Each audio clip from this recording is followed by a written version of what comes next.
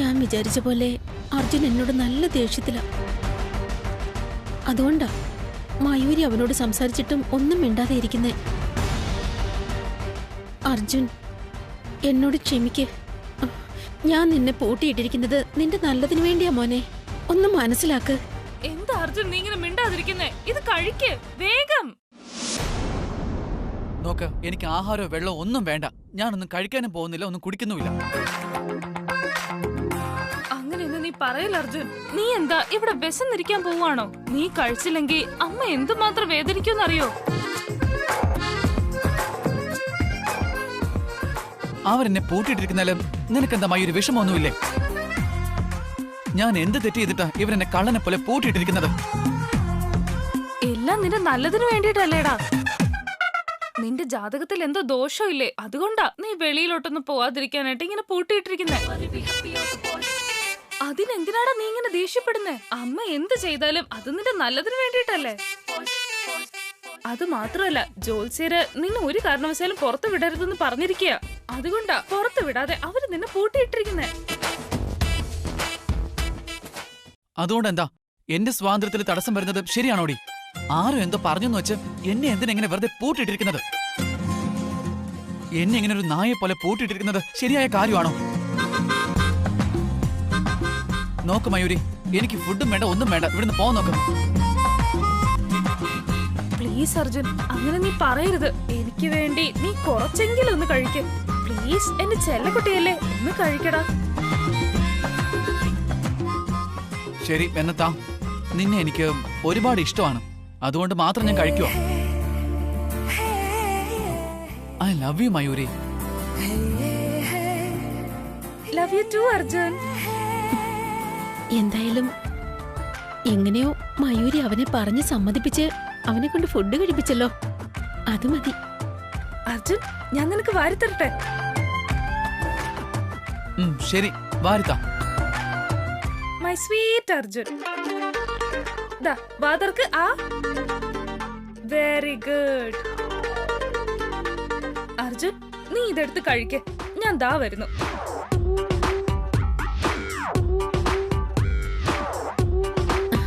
മയൂരി, അർജുൻ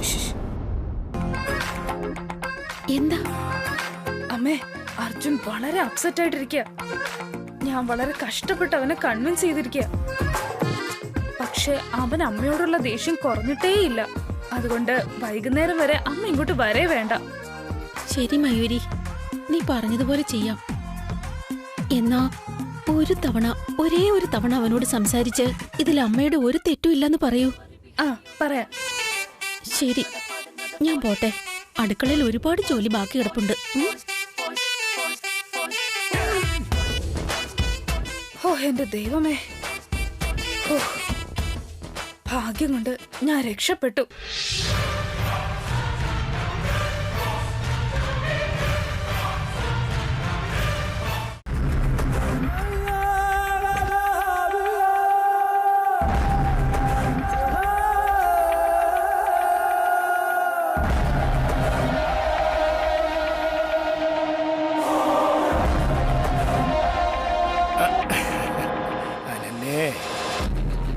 ഇപ്പൊ മുതല് നീ കാണിക്കുന്നതെല്ലാം ഈ ക്യാമറയിൽ റെക്കോർഡാവും.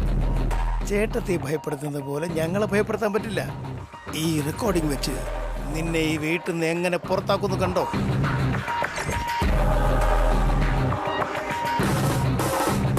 ഏതായാലും ഒന്നുകൂടെ ചെക്ക് ചെയ്ത് കളയാം. എന്തെങ്കിലും സംഭവിച്ച പിന്നെ കുഴപ്പമാ. കണക്ഷനിൽ എന്തെങ്കിലും പ്രശ്നം ഉണ്ടെങ്കിലോ? ഓണായി. അനന്യേ, നീ എന്റെ കയ്യിൽ പെട്ട് കഴിഞ്ഞു.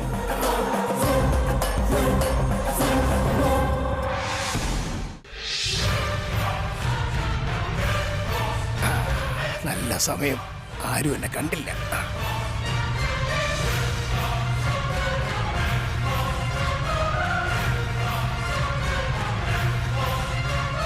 ഇയാൾ എന്തിനാ എന്റെ മുറിയിലേക്ക് വന്നത്? ഇയാൾക്ക് അവിടെ എന്താ കാര്യം?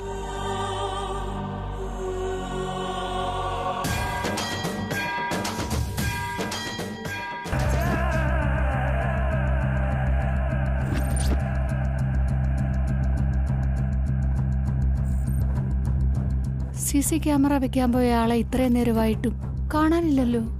ഇനിയെങ്ങാണ് വേട്ടൻ CC ക്യാമറ വെക്കുന്ന നേരത്ത് ആ അനന്യയുടെ മുമ്പിലെങ്ങാനും പെട്ടു കാണുമോ? എന്റെ ദൈവമേ. ഓ, ഏട്ടൻ എത്തിയോ? നിങ്ങൾ അനന്യയുടെ റൂമിൽ പോയത് ആരും കണ്ടില്ലല്ലോ. ഇല്ല രാജി, ആരും കണ്ടില്ല. ഞാൻ വിചാരിച്ചു ഏട്ടൻ അനന്യയുടെ കയ്യിൽ പെട്ടുപോയി കാണുമെന്ന്. CC ക്യാമറ ഫിക്സ് ചെയ്തല്ലോ അല്ലേ? ഓ രാജി, ഫിക്സ് ചെയ്ത് കഴിഞ്ഞു. ആ അനന്യ ദൂരദർശിനി വെച്ച് നോക്കിയാലും കണ്ടുപിടിക്കില്ല, അങ്ങനെയാ ഫിക്സ് ചെയ്തിരിക്കുന്നത്. നീ ഇപ്പൊ നോയിക്കോ അവളെ എങ്ങനെയാണ് പ്രൂഫോട് കൂടി പിടിക്കാൻ പോകുന്നതെന്ന്. അങ്ങനെ തന്നെ വേണം. അതിനുശേഷം അവളെ ഒരു പാഠം പഠിപ്പിക്കാം. അവളെ പാഠം പഠിപ്പിക്കണമെന്നോ? കഴുത്തിന് പിടിച്ച് വീട്ടിൽ നിന്ന് തന്നെ പുറത്താക്കണം. അതുപോട്ടെ, വിക്രത്തെയും സരോജത്തെയും എങ്ങനെയും ഒഴിവാക്കിയിട്ട് അവരുടെ സ്വത്ത് മുഴുവൻ കൈക്കലാക്കാമെന്ന് നമ്മൾ വിചാരിച്ചു. ഈ ദുരിതം പിടിച്ചോള് വന്ന് നമ്മുടെ പ്ലാൻ എല്ലാം തുലച്ചൊളഞ്ഞു. അവളെ വെറുതെ വിടണോ? ആ വിക്രമനും സരോജയ്ക്കും ഒരല്പം പോലും ബുദ്ധിയില്ല. അവൾ ആരാ ഏതാന്നൊന്നും അറിയാതെ ആ അനന്യെ കൂട്ടിക്കൊണ്ടുവന്ന് വീട്ടിൽ നിർത്തിയിരിക്കുന്നു. ആ അനന്യ ഈ വീട് വിട്ടു പോയാൽ ഉടൻ അവര് വേറെ ആരെങ്കിലും കൂട്ടിക്കൊണ്ടുവന്ന് കുടിയിരുത്തും.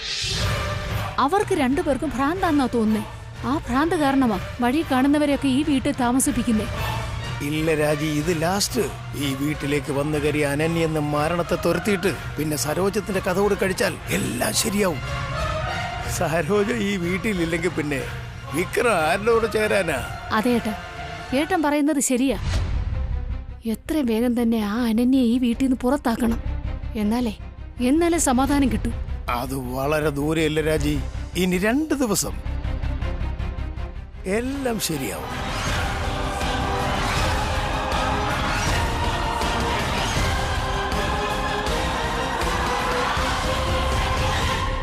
അർജുൻ, ഇതിൻ്റെ ഇൻറ്റീരിയർ ഡിസൈൻ വളരെ യുണീക്ക് ആയിരിക്കണം, മോഡേൺ ആയിരിക്കണം, ആരും ഇതേവരെ ചെയ്യാത്ത രീതിയിലായിരിക്കണം.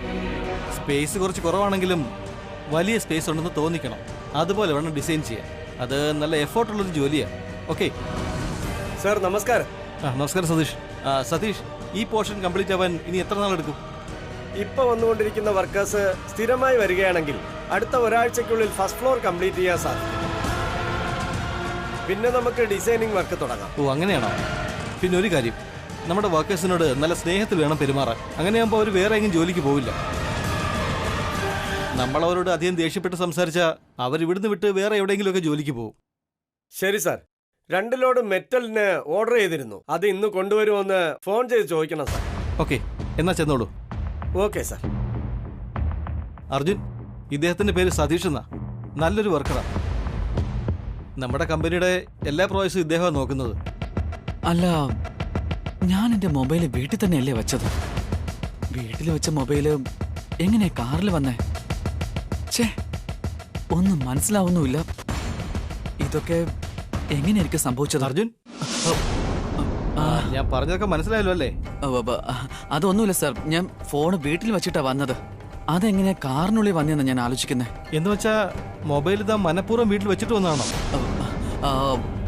അത് അങ്ങനെയൊന്നും അല്ല സാർ. ഈ ഫോണ് സാറിന്റെ വീട്ടിൽ മറന്നു വെച്ചു എന്നാ എന്റെ ഒരു തോന്നല്. അത് എങ്ങനെ കാറിനുള്ളിൽ വന്നു എന്ന് എത്ര ആലോചിച്ചിട്ട് മനസ്സിലാവുന്നില്ല. ഫോൺ വീട്ടിൽ മറന്നു വെച്ചിട്ട് വന്നാണെന്ന് കരുതി താൻ കൺഫ്യൂസ്ഡ് ആയതാ. ചിലപ്പോ താൻ കാർ ഇരിക്കുന്ന സമയത്ത് അത് പോക്കറ്റിൽ നിന്ന് സീറ്റിൽ വീണു പോയതായിരിക്കും. അതെ സാർ, ചിലപ്പോ സാറ് പറഞ്ഞത് ശരിയായിരിക്കും എന്നാ തോന്നുന്നത്. എന്നാലും എന്താ അർജുൻ, കാറിൽ നിന്ന് ഫോൺ കിട്ടിയതിൽ സന്തോഷിക്കുന്നതിന് പകരം എന്തിനാ കിട്ടിയെന്നോർത്ത് ടെൻഷൻ അടിക്കണോ താൻ?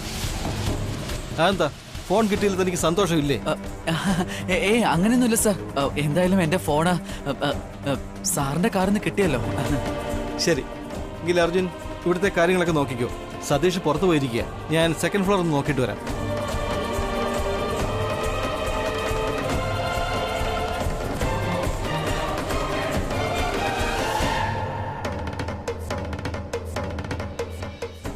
എന്റെ പുന്നാര അനന്യ, തന്നെ സ്നേഹിച്ചതിന് എനിക്ക് ഇതാണല്ലോ കിട്ടിയത്.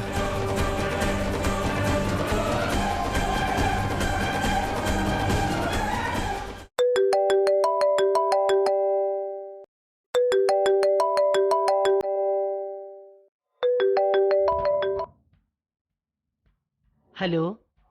നമസ്കാരം മാഡം, ഞാൻ ജ്യോത്സ്യനാണ് സംസാരിക്കുന്നത്. നമസ്കാരം ജ്യോത്സ്യരെ, പറഞ്ഞോളൂ, എന്താ കാര്യം? ഒന്നുമില്ല, ഒരു പ്രധാനപ്പെട്ട കാര്യം സംസാരിക്കണമായിരുന്നു.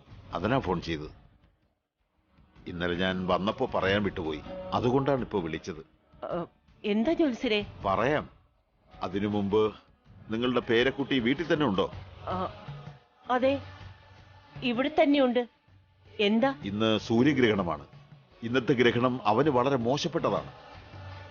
ഇന്നേ ദിവസം ദുഷ്ടശക്തികളെ ആവാഹിക്കുന്നതിനായി മന്ത്രതന്ത്രങ്ങൾ കൊണ്ട് കർമ്മങ്ങൾ ചെയ്തുകൊണ്ടിരിക്കുകയാണ്. ഇന്നേ ദിവസം നിങ്ങളുടെ ചെറുമകൻ വീട് വിട്ടു പോകുന്നത് നല്ലതല്ല. ഒരുപക്ഷെ അവൻ വീട് വിട്ടു പോവുകയാണെങ്കിൽ അവൻ ആപത്ത് സംഭവിക്കും. അതെയോ?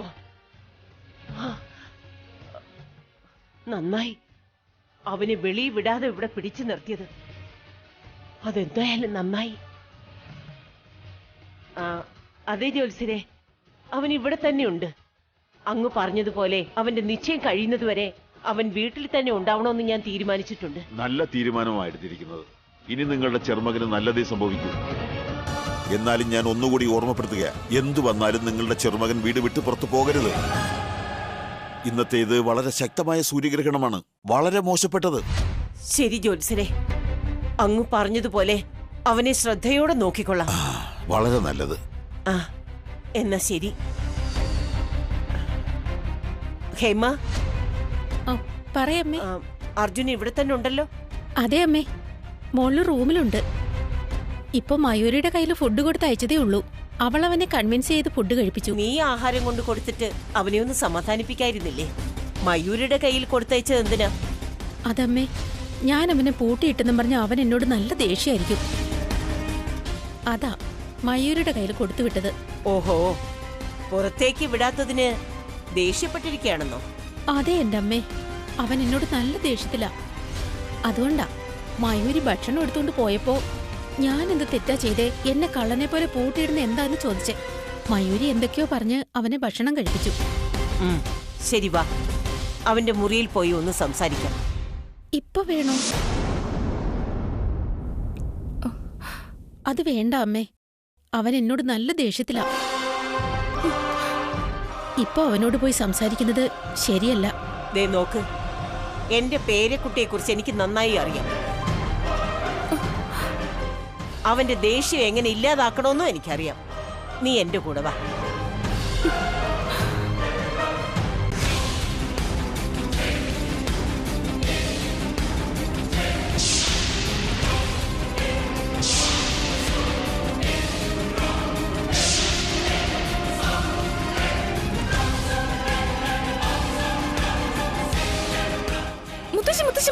ഒന്ന് നിൽക്ക. എന്തിനാ എന്നെ തടയുന്നേ? നീ മാറി നിൽക്കേ. എനിക്ക് അർജുനോടൊന്ന് സംസാരിക്കണം. മുത്തശ്ശി, വേണ്ട മുത്തശ്ശി. നിങ്ങൾ രണ്ടുപേരോടും അവൻ വല്ലാത്ത ദേഷ്യത്തിലാ. ഇപ്പൊ നിങ്ങൾ അകത്തേക്ക് പോയാ അവൻ പ്രശ്നം ഉണ്ടാക്കും മുത്തശ്ശി. സാരമില്ല, അവന്റെ ദേഷ്യം ഇല്ലാതാക്കാൻ എനിക്ക് നന്നായിട്ട് അറിയാം. നീ ഒന്ന് മാറി നിൽക്കേ. മുത്തശ്ശി, വേണ്ട മുത്തശ്ശി, ഞാൻ പറയുന്ന കേക്ക്. അവനെ പുറത്തു പോകാൻ വിടാത്തതില് അവൻ വളരെ ദേഷ്യത്തിലാ. രാവിലെ അമ്മയോട് ദേഷ്യപ്പെട്ടിട്ട് അവൻ ആഹാരം പോലും കഴിച്ചിട്ടില്ല. വല്ല വിധനെ പറഞ്ഞിട്ടാ അവനെ കഴിപ്പിച്ചത്. ഇപ്പൊ നിങ്ങൾ അകത്തേക്ക് പോയാ അവന് ദേഷ്യം കൂടെയുള്ളൂ മുത്തശ്ശി. അതെ എന്റെ അമ്മേ, മയൂരി പറയുന്നത് ശരിയാ. ഇപ്പൊ അവനോട് സംസാരിക്കാതിരിക്കുന്ന നല്ലത്. വാ, നമുക്ക് പോകാം. ഹേമ, നീ ഒന്നും മിണ്ടാതിരിക്കെ. അർജുനെ കുറിച്ച് എനിക്ക് നന്നായിട്ട് അറിയാം. മയൂരി പറയുന്നത് കേട്ട് നീ പേടിക്കേണ്ട ആവശ്യമില്ല. മുത്തശ്ശി, ഞാൻ പറയുന്നതൊന്ന് കേക്ക്. അകത്തേക്ക് പോവരുത്. നീ എന്താ ഈ പറയുന്നേ? എന്റെ പേരക്കുട്ടിയെ കഴിഞ്ഞ 23 വർഷമായിട്ട് എനിക്കറിയാം. അവനെ ഊട്ടി വളർത്തിയത് ഈ ഞാനാ. ഞാൻ പറയുന്നത് കേൾക്കാതെ വേറെ ആര് പറയുന്നത് കേൾക്കും? നീ ഇവിടെ വന്നിട്ട് 1 മാസമല്ലേ ആകുന്നുള്ളൂ. നിന്നെ ഞങ്ങളുടെ മരുമോളാക്കാമെന്ന് ഞങ്ങൾ പറഞ്ഞിട്ടുണ്ട്. പക്ഷേ ഇതുവരെ നീ മരുമോളായിട്ടില്ലല്ലോ. അതിനു മുമ്പ് അവന്റെ ഭാര്യയാണെന്നുള്ള അധികാരത്തിൽ ഇങ്ങനെയൊന്നും സംസാരിക്കണ്ട. മുത്തശ്ശി, ഞാൻ അർജുന്റെ ഭാര്യയാവാൻ പോകുന്നുണ്ടല്ലേ ഇങ്ങനെയൊക്കെ പറയുന്നേ. അവൻ അല്ലെങ്കിലേ ദേഷ്യത്തില. ഈ സമയത്ത് അവനോട് സംസാരിക്കാൻ നിൽക്കണ്ടെന്നേ ഞാൻ പറഞ്ഞുള്ളൂ. അതെ എന്റെ അമ്മേ, മയൂരി പറയുന്നത് ശരിയാ. ദേഷ്യം കൊണ്ട് അർജുൻ എന്താ പറയുന്നതെന്ന് അവന് തന്നെ അറിയില്ല. നമുക്കൊരു കാര്യം ചെയ്യാം, ഈവനിങ് വരെ വെയിറ്റ് ചെയ്യാം. അതിനകം അവന്റെ ദേഷ്യം കുറയുമായിരിക്കും. ദേ നോക്ക്, ആരെന്ത് പറഞ്ഞാലും ഞാൻ അനുസരിക്കില്ല. എനിക്ക് അർജുനോട് സംസാരിക്കണം, അത്രേ ഉള്ളൂ. എനിക്ക് സംസാരിക്കണം. ഞാൻ മര്യാദയ്ക്ക് പറയാ, മാർഗയ്ക്ക് പറഞ്ഞു മനസ്സിലാവില്ലേ നിനക്ക്?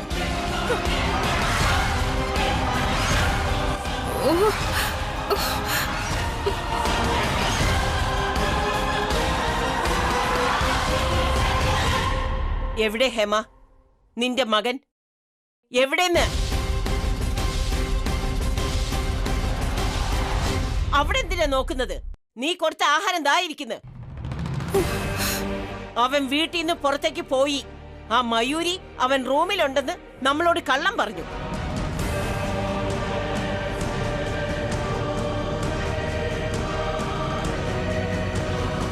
അർജുൻ എവിടെ?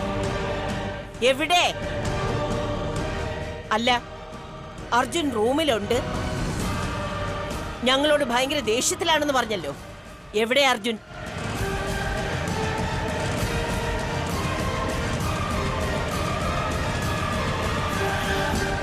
ശിവശങ്കര ഹര ഹര ശങ്കര ജയ ജയ ശങ്കര ദിഗിരാര പ്രിയതാണ്ഡവ ശങ്കര പ്രകട ശുഭങ്കര പ്രളയ ഭയങ്കര ദിഗിരാര ശിവ ശിവ ഹര ഹര ജയ ജയ ദിഗിരാര പ്രിയതാണ്ഡവ ശങ്കര പ്രകട ശുഭങ്കര പ്രളയ ഭയങ്കര ദിഗിരാര.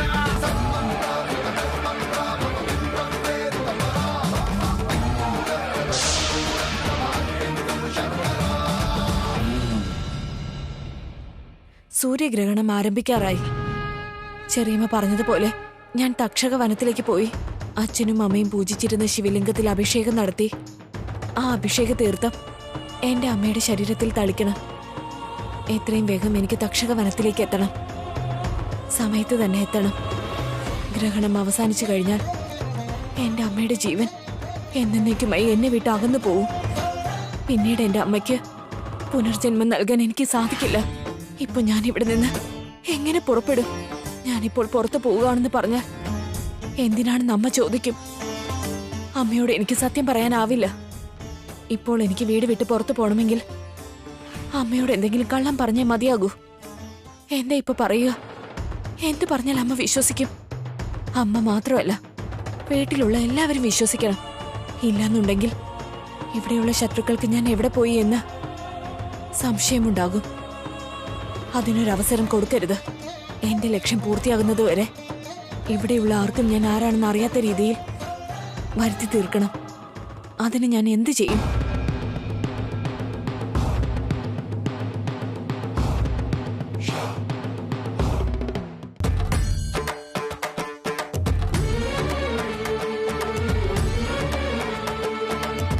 എന്താ അനന്യ, കോഫി എന്തെങ്കിലും വേണോ? വേണ്ടമ്മേ, എനിക്ക് കോഫിയോ വെള്ളമോ ഭക്ഷണമോ ഒന്നും തന്നെ വേണ്ട. എന്തു പറ്റി അനന്യ? മോൾക്ക് പനി എന്തെങ്കിലും ഉണ്ടോ? കുഴപ്പമൊന്നുമില്ലമ്മേ. ഇന്ന് സൂര്യഗ്രഹണമല്ലേ, അതുകൊണ്ട് ഇന്ന് ഉപവാസമാണ്. നാളെ പുലരുന്നത് വരെ ഒന്നും കഴിക്കാൻ പാടില്ല. മോള് വ്രതം എന്തെങ്കിലും നോക്കുന്നുണ്ടോ? അതെ, ഇതും ഒരു തരത്തിലുള്ള വ്രതമാണ്. സൂര്യഗ്രഹണ ദിവസം വ്രതം എടുക്കുകയാണെങ്കിൽ ആരോഗ്യത്തിന് നല്ലതാണ്. അതുകൊണ്ട് തന്നെ ഇന്ന് ഒരു തുള്ളി വെള്ളം പോലും കുടിക്കാതെ ആ മഹാദേവനെ ധ്യാനിക്കുകയാണെങ്കിൽ ആയുസ്സും ആരോഗ്യവും വർദ്ധിക്കുമെന്ന് എനിക്ക് അഭയം തന്ന തിരുമേനി പറഞ്ഞിട്ടുണ്ടായിരുന്നു. അതുകൊണ്ട് തന്നെ ഇന്ന് രാത്രി മുഴുവൻ എന്റെ മുറിയിലിരുന്നു കൊണ്ട് ഞാൻ ധ്യാനിക്കുകയാണ്. റൂമിലിരുന്ന് ചെയ്യാന്നോ? റൂമിൽ എന്തിനാ മോളെ? പൂജാമുറിയിലിരുന്ന് ധ്യാനിക്കാന്നല്ലേ ഉള്ളൂ. അതും ശരിയാണ്. എന്നാൽ ധ്യാനത്തിന് തടസ്സം വരാൻ പാടില്ലല്ലോ. ആരെങ്കിലും വന്ന് എന്ത് ചെയ്യുന്നു, എന്തിനാ ചെയ്യുന്നതെന്ന് ചോദ്യങ്ങൾ ചോദിച്ച് ധ്യാനം തടസ്സപ്പെടുത്താൻ പാടില്ലല്ലോ. അതുമാത്രമല്ല, ഞാനിവിടെ പൂജാമുറിയിലിരുന്ന് ധ്യാനം ചെയ്യുകയാണെങ്കിൽ ഞങ്ങൾക്ക് ഡിസ്റ്റർബ് ആവുമെന്ന് കരുതിയിട്ടാ? ആയിക്കോട്ടെ മോളെ, നിനക്ക് തൃപ്തി കിട്ടുന്ന സ്ഥലം ഏതാണോ അവിടെ ഇരുന്ന് ധ്യാനിക്ക്. ധ്യാനം ചെയ്യാൻ ഏകാഗ്രത ആവശ്യം. ആ ഏകാഗ്രത നിന്റെ റൂമിൽ തന്നെ കിട്ടുമെങ്കിൽ അത് തന്നെയാ നല്ലത്. ഞങ്ങൾ ആരും നിന്നെ ഡിസ്റ്റർബ് ചെയ്യില്ല, അതുപോലെ. പക്ഷെ ഒരു കാര്യമുണ്ട്, നിനക്ക് എന്തെങ്കിലും ആവശ്യമുണ്ടെങ്കിൽ വന്ന് ചോദിക്കണം. ചോദിക്കാമേ. എനിക്ക് എന്തെങ്കിലും വേണമെന്നുണ്ടെങ്കിൽ ഞാൻ അമ്മയോട് ചോദിക്കാം. ശരി മോളെ.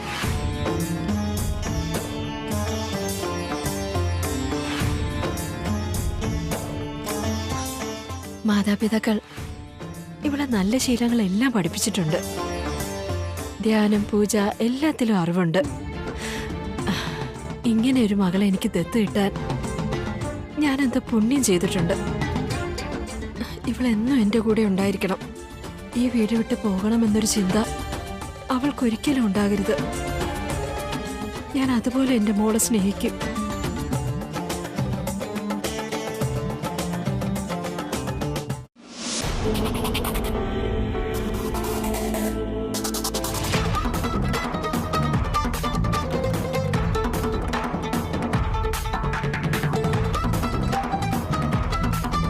വരൂ അർജുൻ, പെട്ടെന്ന് പോവാണോ? വരൂ, ഒരു കോഫി കുടിച്ചിട്ട് പോവാം. ഷുവർ സർ, ഇവിടുത്തെ കോഫി കുടിക്കാൻ ഞാൻ കാത്തിരിക്കായിരുന്നു. സാറിന്റെ വീട്ടിലെ കോഫി കുടിക്കുമ്പോ എന്താണെന്നറിയില്ല, വല്ലാത്തൊരു സന്തോഷം. അതെന്തായാലും ശരിയാ, അകത്തേക്ക് വാ. എന്റെ സാറെ, നിങ്ങളുടെ മോളെ സ്നേഹിച്ച് കല്യാണം കഴിക്കാൻ വേണ്ടി ഓഫീസിൽ ജോയിൻ ചെയ്തത്. എന്നാ നിങ്ങളാണെങ്കിലോ ഓഫീസ് ജോലി എന്ന് പറഞ്ഞ് പുറത്തു കൊണ്ടുപോയിട്ട് എന്നെ മേസ്ത്രിയാക്കിയല്ലേ?